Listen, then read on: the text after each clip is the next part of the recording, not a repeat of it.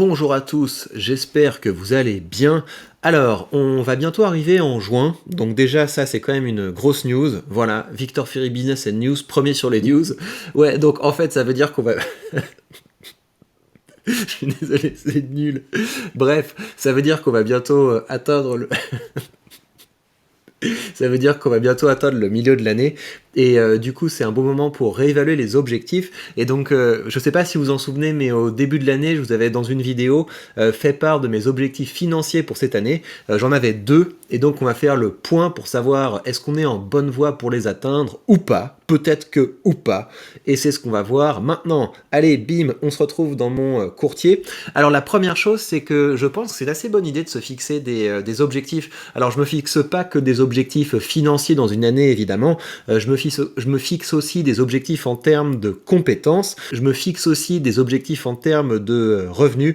Voilà, bah, c'est des choses, je commence à vous en parler d'ailleurs sur cette chaîne si vous voulez. Les vlogs, c'est un assez bon format pour parler des objectifs extra-financiers, dirons-nous.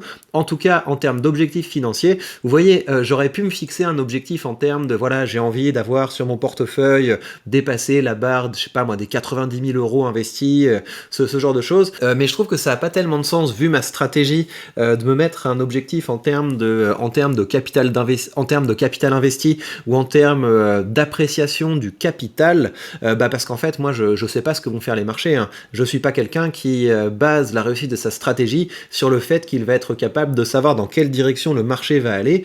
Par contre j'ai une certaine marge de manœuvre sur le rendement de mes investissements, vous voyez, parce que moi j'ai une stratégie en termes de dividendes et c'est pour ça que l'objectif que je m'étais fixé pour cette année, c'est d'arriver à passer la barre des 300 euros en dividendes en moyenne sur l'année. Et donc, en fait, ça, c'est un objectif qui est très ambitieux. Si on regarde la moyenne de 2020, je vous l'ai mise ici, et donc en 2022, pardon, ma moyenne en dividendes, c'était de 173 euros par mois. Et donc, quand on regarde là où j'en suis de cette année, regardez, on fait la moyenne des 5 premiers mois de l'année, on est à une moyenne de 170 euros par mois en dividendes, donc ça veut dire qu'on est en dessous de la moyenne de l'année dernière. Donc ça va se rectifier hein, parce que j'attends encore des dividendes ce mois-ci et le mois de juin va être assez spectaculaire, mais la question se pose, est-ce que je vais être capable d'atteindre cet objectif de 300 euros en moyenne en dividendes sur l'année? Et l'autre question qui se pose, c'est pourquoi est-ce que je ne suis pas plus avancé sur cet objectif? Alors, pour répondre à la première question, je pense que c'est pas impossible que j'atteigne cet objectif vu la manière dont j'ai recalibré mon portefeuille, parce que vous le voyez maintenant dans mes top positions, j'ai des boîtes comme Realty Income, Total, Main Street Capital, Ares Capital, donc ça c'est des boîtes qui versent quand même pas mal du dividende. J'ai également une belle position dans Arbor Realty Trust sur mon courtier eToro, donc j'ai quand même des boîtes qui vont envoyer du dividende, donc de toute façon on va battre la moyenne de l'année dernière. Je pense qu'on sera assez facilement au-dessus de la barre des 200 euros en moyenne par mois. Est-ce que je vais pouvoir atteindre la moyenne de 300 euros en dividendes par mois? Moi, je pense que c'est pas impossible. Alors, il faut d'abord que je vous explique pourquoi j'ai pas investi plus que ça depuis le début de l'année.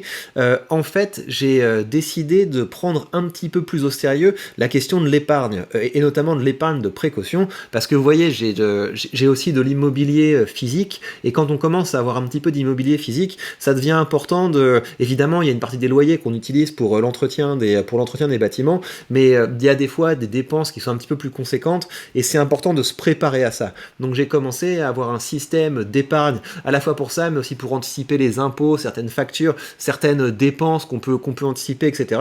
Donc j'ai commencé à allouer une part plus importante de mes revenus à différents comptes d'épargne, épargne d'urgence, épargne de précaution, épargne de prévision, etc. Il y a un épisode du podcast Chercheurs de valeur demain qui va aborder ces thématiques, mais en gros c'est très important d'avoir ces comptes épargne justement pour sécuriser vos investissements. L'objectif c'est de jamais se retrouver dans cette situation où on doit taper dans son portefeuille pour faire face à une dépense imprévue. Donc j'ai investi moins que ce que j'avais prévu d'investir parce que j'ai décidé de mettre une plus grosse partie de mes revenus en épargne. Mais voilà, maintenant on va prendre le rythme. Vous voyez que j'ai préparé une petite cartouche pour quand les marchés vont se réouvrir, et maintenant je vais investir investir une fois par mois avec un objectif d'accumuler pas mal d'argent à investir. Donc on va voir ce que ça va donner, mais je vais progressivement d'ici à la fin de l'année augmenter la quantité d'argent que je peux investir si tout se passe bien, et on va voir où ça va me mener. Mais voilà, je n'abandonne pas cet objectif de 300 euros. Je suis en retard par rapport au timing pour espérer le dépasser, mais on va voir. De toute façon, que je réussisse ou que je réussisse pas, j'aurai des choses à vous raconter. Et je vous conseille également vivement de poser vos objectifs sur le papier, et voilà, de pas vous cacher, parce que vous voyez, j'imagine que vous l'avez oublié, la vidéo que j'ai faite au début de l'année. Là, j'aurais pu vous faire une vidéo en mode, ouais, j'avais dit que je voulais une moyenne de 200 euros en dividendes par mois, etc. Regardez, je me rapproche de l'objectif. Non, ce qui est bien, c'est de s'en tenir aux objectifs que vous aviez fixés, et ensuite, bah, vous avez quelque chose à apprendre. Peut-être que l'objectif était mal calibré, peut-être que vous n'avez pas fait les efforts suffisants, peut-être qu'il s'est passé quelque chose d'imprévu. En tout cas, c'est important de garder vos objectifs à l'esprit, et donc je vous referai un point sur ces objectifs à la fin de l'année, et on verra si je les aurai atteints ou pas. Alors, donc vous voyez qu'aujourd'hui, la bourse est fermée. En fait, la petite plus-value que vous voyez aujourd'hui, c'est lié au marché des devises, parce que le marché des devises doit être ouvert aujourd'hui, et je pense que l'euro baisse par rapport au dollar, ce qui explique ce petit quelque chose. Mais c'est pas parce que les bourses sont fermées qu'on ne peut pas investir, et ça nous rapproche du second objectif que je m'étais fixé pour cette année, dont je vais vous parler maintenant. Alors, mon second objectif financier, c'est un objectif qui concerne la plateforme Realty, et ce que je vous avais annoncé, c'est que je voulais amener d'ici la fin de l'année mon loyer à 100 euros par mois. Et là, on est dans les temps de passage, parce que vous voyez on arrive début juin, et on est déjà à 43 $, et je pense même qu'on va être capable de dépasser cet objectif, parce que ce qui se passe, c'est que les loyers contribuent à me rapprocher de cet objectif, parce que dès que j'ai un loyer qui arrive, ce loyer est réinvesti pour pouvoir augmenter la quantité de loyer que je reçois, donc on a comme ça un très beau cercle vertueux qui se crée.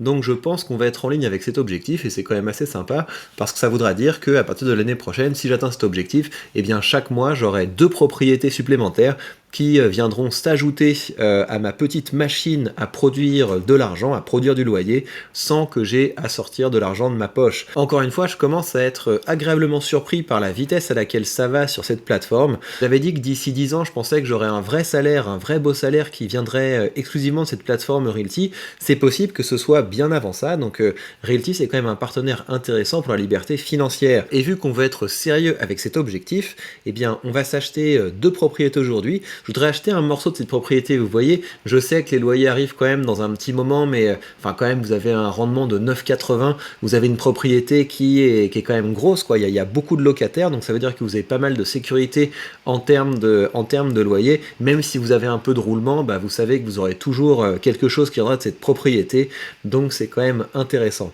Alors, on va s'en acheter une part. Alors, celle-là, j'ai envie de la payer en USDC, voilà, parce que c'est des USDC que j'ai en ce moment sur mon wallet. Et donc après, la procédure, c'est qu'on reçoit des documents pour signer. Mais le truc, c'est que vous le savez, moi j'ai envie quand j'investis, d'avoir un retour sur investissement immédiat. Donc en plus de cet achat qu'on vient de faire sur la marketplace de Realty, on va faire également un achat sur le marché secondaire. J'avais identifié ça, j'espère qu'elle n'est pas partie entre temps. Je vous montrerai ce que c'est dans un second temps, mais c'est un ensemble de propriétés, et vous l'avez avec un rendement de 9,86 parce qu'il y a un petit discount dessus. Donc on va se choper ça. Voilà, et comme je viens de voir qu'il me reste quelques dollars sur mon wallet, je vais en profiter pour renforcer ma position dans une de mes propriétés, parce que ce qui est cool aussi chez Realty, c'est que vous pouvez utiliser vous pouvez acheter des fractions de tokens. C'est ce qui se passe quand vous avez une propriété de réinvestissement. Vous voyez, au début vous allez recevoir, je sais pas, 2-3 $, et ça va vous acheter une petite fraction d'une propriété si vous choisissez le réinvestissement, mais vos loyers, vous pourriez aussi très bien décider de les utiliser sur le marché secondaire. Et donc là, il me reste une vingtaine de dollars, et donc je vais en profiter pour renforcer ma position quelque part. Voilà, cette propriété m'intéresse, je vous montrerai ce que c'est. Mais donc chez Realty, vous avez de l'immobilier qui est orienté vraiment rendement, mais vous avez aussi des propriétés qui sont plus orientées patrimoine. C'est le cas de cette propriété, et ce qui m'intéresse aussi dans cette propriété, c'est qu'elle est dans un coin qui est assez chouette, vu qu'elle est dans la banlieue sympa d'Atlanta.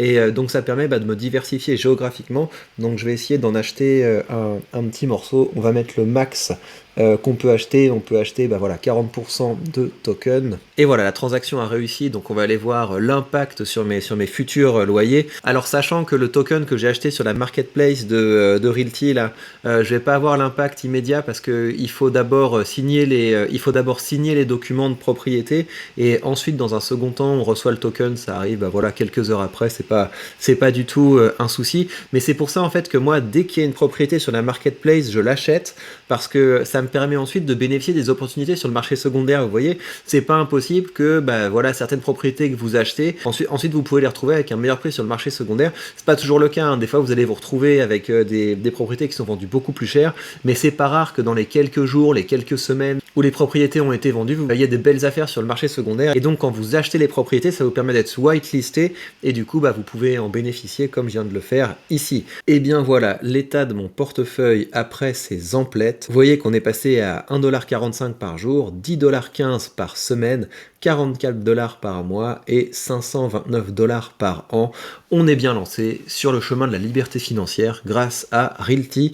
Alors, je vous montre ce que j'ai acheté, comme ça c'est un petit peu sympa, ça permet de mettre un petit peu de concret. J'ai donc acheté un morceau de ce gros bâtiment, mais on attend encore là que le token arrive, ça ne saurait tarder. On a acheté un morceau de ça, donc ça c'est un ensemble de bâtiments. Vous voyez que le rendement est à 9,79, mais moi je l'ai eu à un meilleur rendement parce que j'ai eu un petit discount sur le marché secondaire, et on a également acheté un petit peu de ça. Vous voyez, avant j'avais un token, maintenant j'ai un token 40, et je vais vous la montrer parce que c'est assez sympa. On est donc dans une banlieue plutôt sympa d'Atlanta, et c'est une maison qui est en bon état. Vous voyez, elle a été tout à fait rénovée, et c'est donc pour une clientèle un petit peu plus huppée que ce qu'on chope habituellement à Détroit. Et donc si le rendement de base en termes de loyer a l'air peut-être un peu moins avantageux que ce qu'on chope sur Détroit, on a une plus belle perspective d'appréciation du capital, donc c'est quand même très sympa. Et je vous rappelle évidemment que si vous voulez commencer à investir avec Realty, vous avez sous cette vidéo mon lien affilié. En le suivant, ça ne vous coûte rien